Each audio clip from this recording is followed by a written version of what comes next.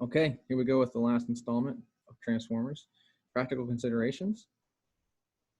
And so one thing that maybe I don't want us to forget is that the max winding current, the max current capacity of any primary or secondary winding is simply apparent power divided by voltage, okay? And so let's not forget that S is current times voltage. No power factor considered, right? Just simple voltage times current, okay? The max or the RMS value current times the RMS value voltage equals our apparent power. And that's going to be in units of volt amps, okay? Volt amps, volts times amps.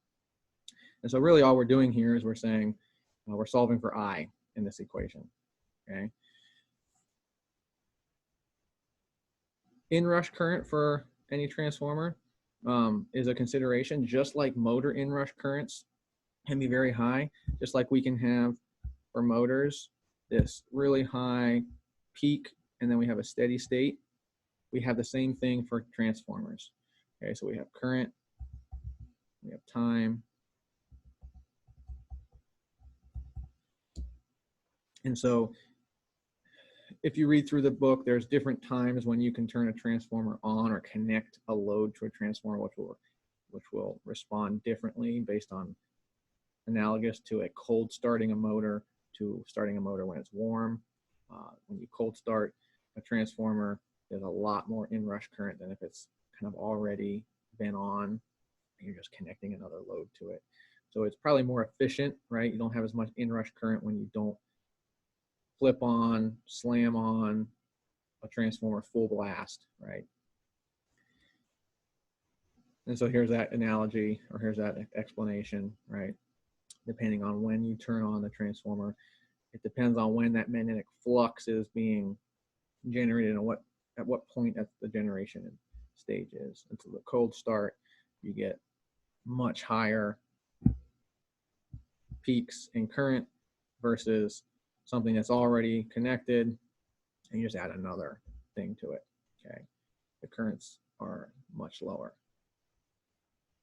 Then also heat and noise. So if you would walk up to a large transformer, you would hear it hum, and you could put your hand on the outside casing, it would be nice and warm and toasty. So really large transformers will have heating coils and heat sinks. Some will be oil filled as a coolant.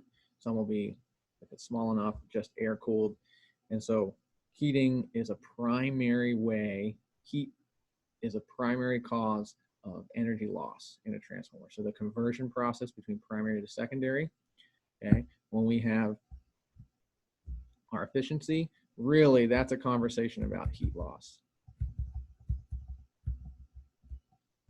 And so how much heat do we have, right, lost in the system when we convert our primary voltage and current to magnetic flux back to electrical power. So we're taking that electrical power input, converting it to magnetic power, back to electric power, and the losses is usually into heat. Finally, let's talk through our transformer selection guide. And so if we go on to Canvas, you can find this at the very bottom of week 10, right? This link here.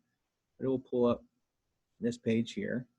I'm going to go ahead and download it so I can write on it, scratch on it, and get a little bit nicer depiction of what we're doing here. Now let's open it up.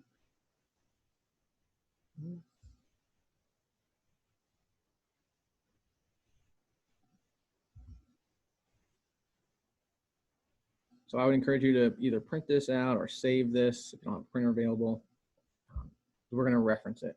But this really is a step-by-step process for selecting a transformer. Okay, so there's some selection guide steps here, A, B, C, D, right? And I'll have you read through. But really what we're trying to get at is defining this kVA or VA, really, volt amps or thousands of volt amps, right? Size we need to be able to supply the power we need to power our circuit, our system, okay? So we need to first, kind of the big thing here that you're trying to do in step D, determine the transformer kilovolt rating, right?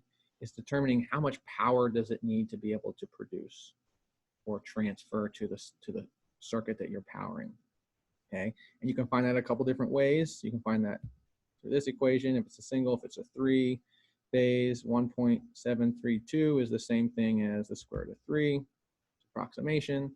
You can find it this way if you know the wattage of your equipment, okay, and you know the power factor. And we could also do it this way if we have motors. We can look at some charts on the next pages. The other things we need to be considering is the voltage, right, that we want to use, the phase we want to use, those types of things, okay? And then on page 2, we have these,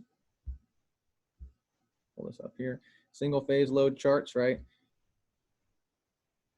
And so those are amperages. If I know the amperages I'm working with, I can go at it that way. And so if I know that I have a 240 system and I'm gonna need 20 amps, maybe I need to get a size that allows for 30.3 amps because I want to have at least 20 amps or 25 amps, right? I'm always going to go one step higher.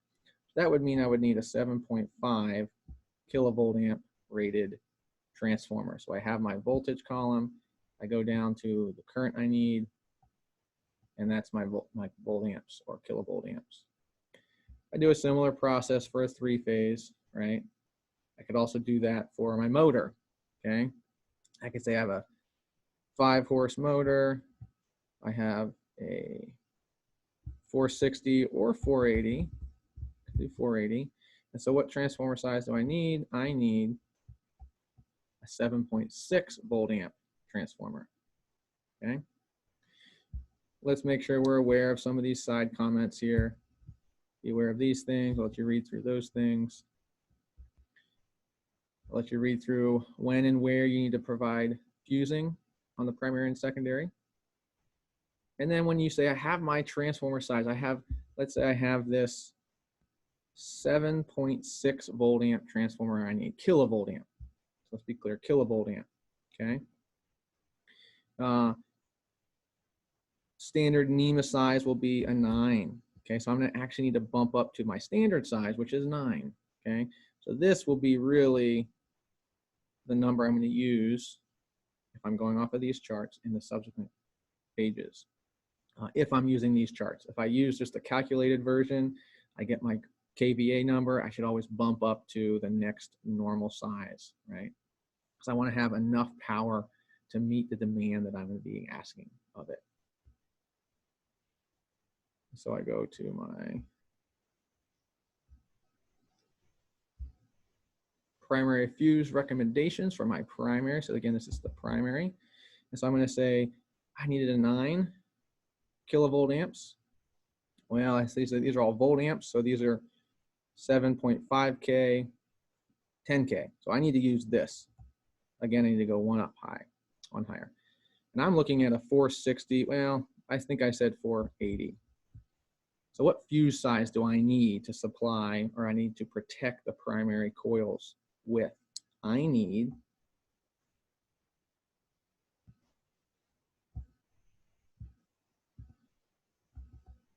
something in the 30 or 50 amp range. Now the way that we interpret the 30 or the 50 in parentheses is as follows. The parentheses are motors, okay? And then we also take the shading. And so there's 3 different colors: no shading, dark shading, or light shading. So this is dark. Oops. This is my dark area. This is my light area. And of course, none, right? And so I'm in the light area. And so I go to my light area note, and in parentheses, doesn't show it on here, but on the first one, it talks about NEC 430 motor control circuits. So anything in parentheses is motors. So parentheses equals motors. So if you're using a motor circuit, you want to use the parenthesis number. And then what I do here is I take that number and I multiply it by 250%. So my number here is 50. So I take 50 times 2.5 to give me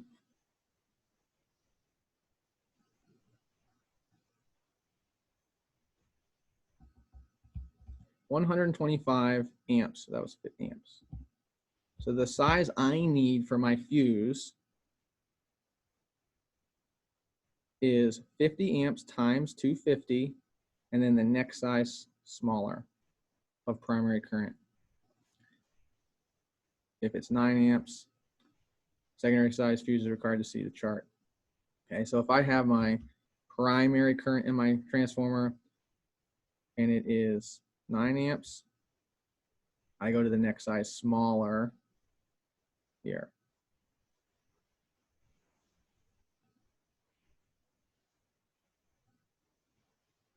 If I'm using higher than 9 amps, which probably means I'm not using a motor, then I use it as is, okay? So I would say with a motor, I have my 50 amps, so my fuse that I need equals the 50 in the parentheses times 2.5 or 250%, and I would probably find in my fuse chart on Grainger would change that to 100 amps, okay, on my primary. And so that's what I would choose to put in line with my primary coils. Similar process on my secondary. So again, I have my 10K. I have my 200. Well, so now what is my actual secondary? Well, it's probably not 480. It's probably 240 because I'm stepping it down, right? I've taken the 480, step it down to 240, right? And similar process. Now I'm at the 60 here. And I take that fuse size equals 60 amps times 1.25. And the next smaller current. And so 60 times 1.25, that's 75 amps. Next smaller, if the current is 9 or higher, 9 amps or higher, we would look at the FLA for the motor. If it is, we would say, okay, that's going to translate to, I have to look at the chart, probably 60 amps on Grainger, right? Probably see a 60 amp as my next smaller. So that's how we work through this start transformer selection guide. That's how we get to the VA or KVA to size the power for the transformer, and then we go from that size to find the primary and secondary fuses. And that's really the key safety elements that we have in our transformer circuits, primary, secondary circuits, okay? We don't need a fuse everywhere. There's a couple pages that talks about when we do and when we don't, but we need to be considering the fusing for conductors for our transformers. Okay, this is the last lecture video that you'll have for transformers. Check the other videos for some more problems.